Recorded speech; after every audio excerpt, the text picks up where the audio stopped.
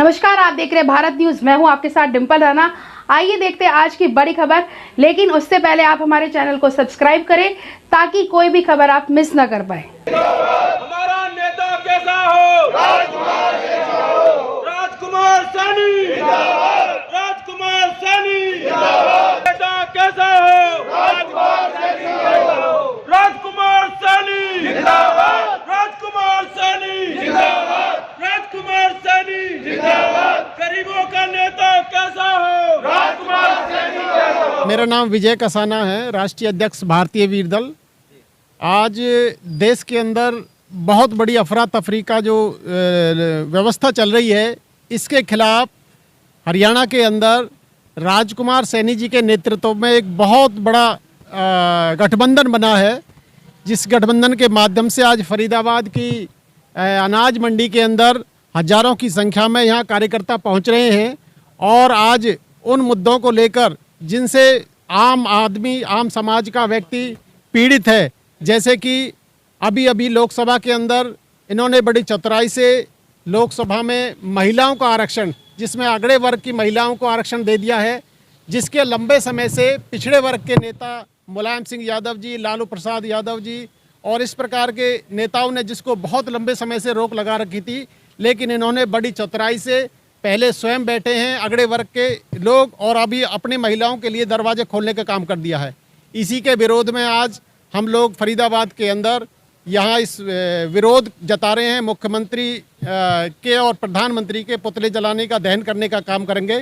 तो यहाँ सैकड़ों की संख्या में गठबंधन के प्रत्याशी, गठबंधन के साथी, गठबंधन के नेता, तमाम लोग यहाँ इकट्ठे हो रहे हैं और यहाँ हमारे नेता जो गठबंधन के जो नेता हैं, राजकुमार सैनी जी, पूर्व सांसद, मंत्री, पूर्व हरियाणा सरकार, वो स्वयं पहुँचने वाले हैं। उन्हीं के नेतृत्व में ये जो लड़ाई है, ये लड़ी जा रही है और इस लड़ाई को बहुत आगे तक ले जाना है। पिछड़ा वर्ग की जो बात है, ये सबसे बड़ा दुर्भाग्य रहा है कि हम में से ही कुछ ऐसे लोगों को, ऐसे नेताओं को पकड़ते हैं जो समाज का शोषण कर रहे हैं। अब इन्होंने यहाँ से सैनी समाज का जो प्रदेश अध्यक्ष बनाया है, इनको पता है पिछड़ा वर्ग का नेतृत्व के रूप में राजकुमार सैनी एक बुलंद आवाज़ हरियाणा के अंदर बन रही है और हरियाणा ही नहीं पूरे देश के अंदर एक पिछड़ा वर्ग के नेता के रूप में निखरे हैं। तो यहाँ पर हरियाणा सरकार की यहाँ नींद हराम हो गई है और इसी बात को लेकर आज सवाल इंडिया और एनडीए गठबंधन दो बन चुके हैं, आपका तीसरा धड़ा बनने जा रहा है भारत के रूप में। देखिए, ये कहां तक न्याय उचित है? जी, निश्चित तौर पर हमारी लड़ाई अपने मुद्दों को लेकर है। आज जो इंडिया गठबंधन बना है, वो हमारे प्रयासों की भाषा बोलने लगा है। ये हमारे लिए सबसे बड़ी सफलता है। जो जातिवार जनगणना की जो मुद्दा था, ये हम लोगों का मुद्दा था, हमारे पिछड़े तीसरे मोर्चे का मुद्दा था, जिसे राहुल गांधी हर सभा में राजस्थान और मध्य प्रदेश और छत्तीसगढ़ के अंदर चिल्ला चिल्ला कर बोल रहे हैं। तो सबसे बड़ी ये सफलता है हमारे पिछड़े वर्ग के अभियान का और ये अभियान अब पूर्ण रूप से ये सफल होने जा रहा है। अगर हम लोग ये कार्य नहीं करते तो निश्चित तौर पर इंडिया गठबंधन भी इस भाषा को नहीं बोलने वाला था। में लिखा हुआ है लोक सुरक्षा की बात, लोकतंत्र में सुरक्षा की बात, कहाँ लगता है कि सुरक्षा नहीं है? जी बिल्कुल, लोकतंत्र की बिल्कुल सुरक्षा नहीं है। चारों तरफ जो देश को लुटेरे के हाथ में लूटा जा रहा है, यहाँ पर पूंजीपतियों और धन्ना सेठों को मालामाल बनाया जा रहा है, गरीब लोगों के साथ अत्याचार किया जा रहा है, उनका किसान के साथ, मजदूर के साथ, छोटे दुकानदारों के, सभी के साथ लूट तंत्र हो रहा है। देश के अंदर संसाधनों को बेचा जा रहा है, पूंजीपतियों के हाथों में पूरे देश को कठपुतली बनाने का काम कर रहे हैं। तो निश्चित तौर पर यहाँ लोकतंत्र की हार हो रही है और जो भी लोग बोलते हैं, जो भी आवाज़ उठाते हैं, उनको सीबीआई, ईडी और आईडी जैसी संस्थाओं को लगाकर उनको आवाज़ को दबाया जा रहा है। तो लोकतंत्र में अगर आवाज़ दबाई जा रही है तो निश्चित तौर पर यहाँ लोकतंत्र का हनन हो रहा है। विरोध कर रहे हैं, पर आपके साथ में तो महिलाएं दिखाई नहीं दे रही हैं। देखिए, हमारी महिला, यही बड़ा दुर्भाग्य की बात है कि महिलाएं जो हमारी हैं, अभी तक उनको इतनी जागरूकता भी नहीं थी और अगर ये सारे दरवाजे अब फिर आगे बंद कर दिए जाएंगे तो इस पिछड़े वर्ग की महिलाएं आज फिर उसी जो पिछले 75 सालों से, आज़ादी से पहले से भी ये जो हालात हैं, वही आगे बनने वाले हैं। आज देश में सबका साथ और सबका विकास की बात करते हैं प्रधानमंत्री जी, जो स्वयं को पिछड़ा वर्ग का बताते हैं, लेकिन सबसे बड़ी दुर्भाग्य की बात है कि पिछड़े वर्ग की महिलाओं को अगर संसद और विधानसभाओं जैसी संस्थाओं में जाने का मौका मिलता तो निश्चित तौर पर वो आगे आने का काम होता। आपने लगभग यहाँ पर काफी सारी मांगों की तख्तियां लटकाई हुई हैं, मुख्य मांगे क्या है? मुख्य मांगे देखिए, हमारी जातिवार जनगणना है जो सबसे बड़ा मुद्दा है, जिसके आधार पर सबको हिस्सेदारी मिले, सबको संख्या के अनुपात में। तो जातिवार जनगणना जैसा कि अभी अभी बिहार सरकार ने किया है, जो बहुत बड़ा मुद्दा था, और उस सर्वे के आधार पर ही हम चाहते हैं कि हर प्रदेश में, और देश की जो केंद्र सरकार है अगर इसको नहीं करती है तो इसको उखाड़ फेंकने के लिए आज ये पूरा जो मिशन और मसाला जो इकट्ठा हुआ है, इसके लिए पूरी तरह से तैयार है। और सभी जितने भी पिछड़े वर्ग के लोग हैं, कमेरा वर्ग पार्टी है, अपनी भारतीय वीर दल है, और भी कई संगठन हैं, भारतीय मुक्ति मोर्चा है, सभी संगठनों ने मिलकर के इस आवाज़ को बुलंद किया है और ये गूंगी बहरी सरकार को अवगत कराया है कि जातिगत जनगणना करवाई जाए, क्रीमी लेयर को समाप्त किया जाए, और जो महिला आरक्षण दिया गया है उसमें SC OBC को आरक्षण दिया जाए। 2023 में भी हाल लगातार जो है 5 राज्यों में चुनाव चल रहा है और लोकसभा की तैयारी भी अब 4-5 महीने के बाद है, तो क्या आप लोकसभा की तैयारी के देखते हुए ये गठबंधन इकट्ठा हुआ है क्या? नहीं, राजकुमार सैनी जी लगातार जैसे 2014 में MP बने थे, उनके 8 महीने बाद ही उन्होंने झंडा उठा लिया था अपने ये पिछड़े वर्ग SC OBC के इनकी हकों के लिए, उनके हित के लिए आवाज़ उठाई है और लगातार वो 9 साल से लगे हुए हैं। ऐसा नहीं है कि अब चुनाव आया तो अब निकले हैं, लगातार वो इस मुहिम में लगे हुए हैं। देखिए, बात आज OBC की नहीं है। OBC बहुत लंबे समय से, रामास्वामी पेरियार से ले लो, ललन सिंह यादव से ले लो, और लालू जी से ले लो, शरद जी से, तमाम हमारे जो नेता थे, उन नेताओं ने OBC के लिए हमेशा काम किया। और उस काम का नतीजा ये था, चाहे बिहार की सरकार बनी हो, चाहे उत्तर प्रदेश की सरकारें बनी हो, जब जब सरकारें बहुजनों की सरकार सत्ता में आई है तो बहुजनों के हक अधिकार देने का उन्होंने काम किया है। अगर हम बिहार के बात करें तो जातिगत जनगणना का मामला, ऊंची आवाज में बोलने का मामला, जूती चप्पल सिर पे उठा के लेके जाता था यही समाज, लेकिन आज वही समाज है जो सीना तान करके ये कहता है कि जातिगत जनगणना हो और हमारे हक अधिकार हमारे को मिलने चाहिए। ये OBC समाज का, SC समाज का, और जो माइनॉरिटी जिसको हम मुसलमान कहते हैं, वो तमाम सारे जो लोग हैं, मजदूर संगठन के जो लोग हैं, महिलाएं जो साथी हैं, आज हर वर्ग जिस सत्ता से दुखी है। और बहुजनों की जब जब सत्ता आई है, न्याय का काम हुआ है और न्याय मिला है। आज जो घिनौना काम, घिनौनी हरकतें करके ये सत्ता में आए थे, OBC की बात नरेंद्र मोदी जी ने कही कि मैं OBC का हूं, मैं OBC, मेरी माँ जो है घरों में बर्तन का झाड़ू का काम करती है, उन्होंने क्या क्या जुमले नहीं दिए। उन जुमलों को देख करके तमाम OBC के लोगों ने, तमाम वंचित लोगों ने नरेंद्र मोदी जी को इस देश का प्रधानमंत्री बनाया। और प्रधानमंत्री बनने के बाद में क्या क्या बातें हुई हैं आज हम देख सकते हैं। जातिगत जनगणना का मामला, हम पूरे देश के अंदर यही चाहते हैं कि नरेंद्र मोदी अगर OBC है तो OBC की जातिगत जनगणना करा दे।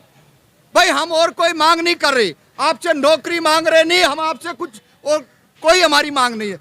अगर आप जातिगत जनगणना करा दोगे, किनके पास नौकरियां हैं, किसके पास इस देश की जमीन है, किसके पास सबसे ज्यादा पेट्रोल पंप है, कौन इस देश के सीवर के, रोड के, पोल के टेंडर लेता है, ये सारी की सारी चीजें, पूरी जो माल मलाई है, ये जातिवादी जो लोग इस देश के अंदर बैठे हैं, जो पार्लियामेंट के अंदर बैठे हैं, उनको इस बात का एहसास है। अगर आप ये जातिगत जनगणना करा दोगे, किन लोगों के पास कितना माल है वो सर पता चल जाएगा।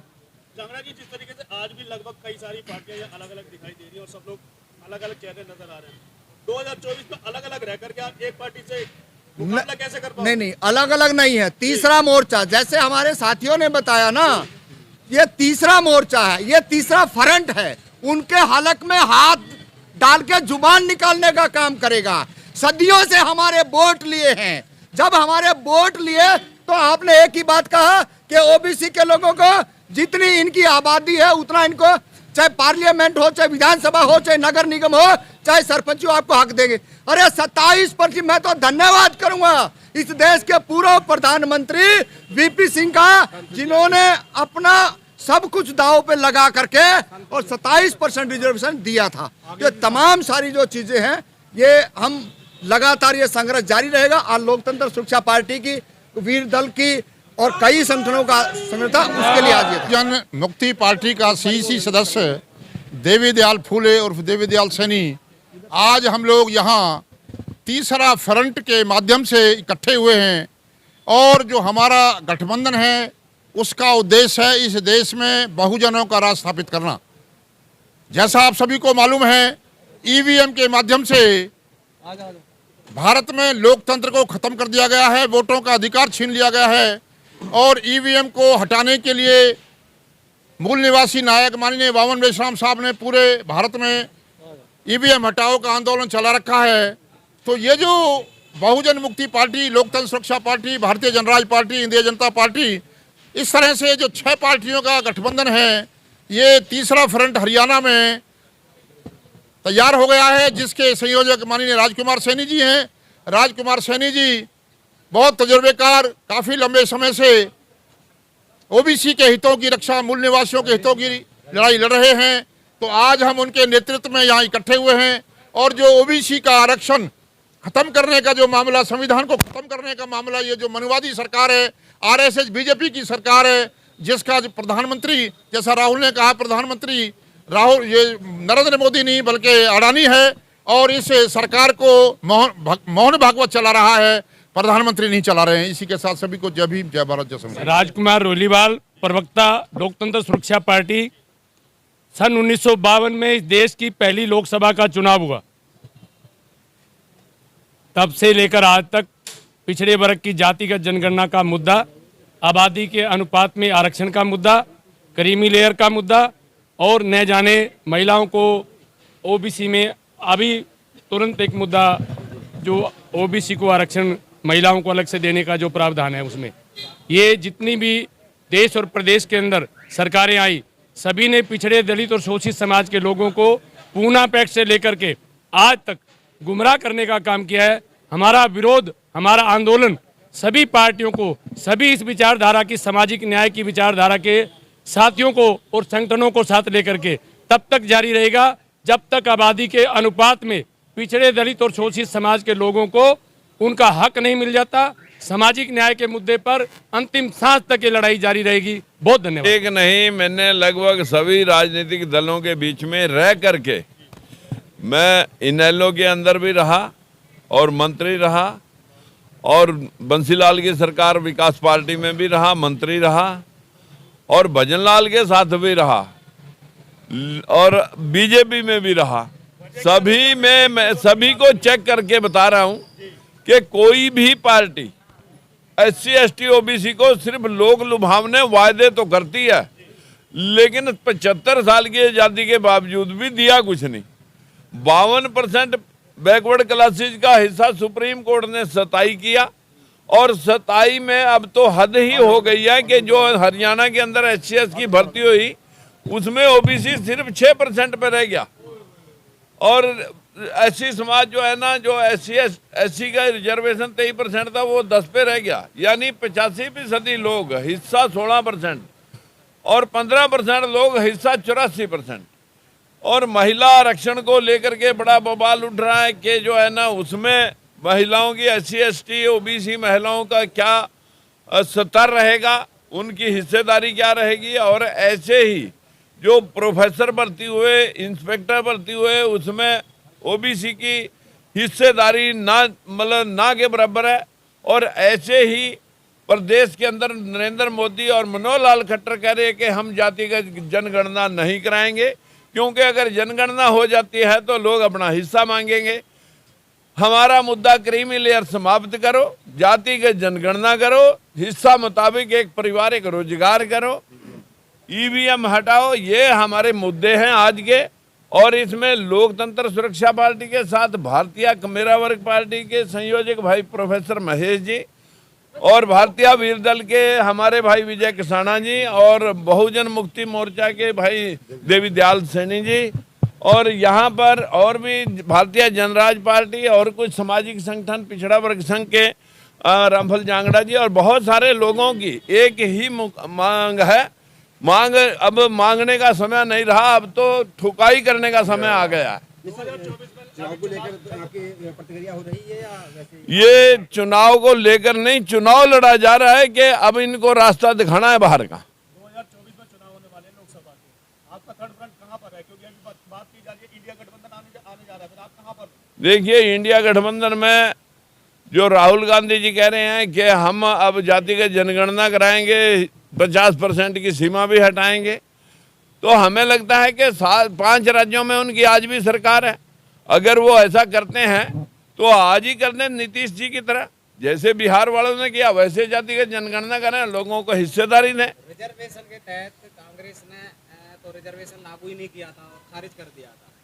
कांग्रेस की ही देन है 55 साल, और उससे भी आगे बढ़कर आई बीजेपी।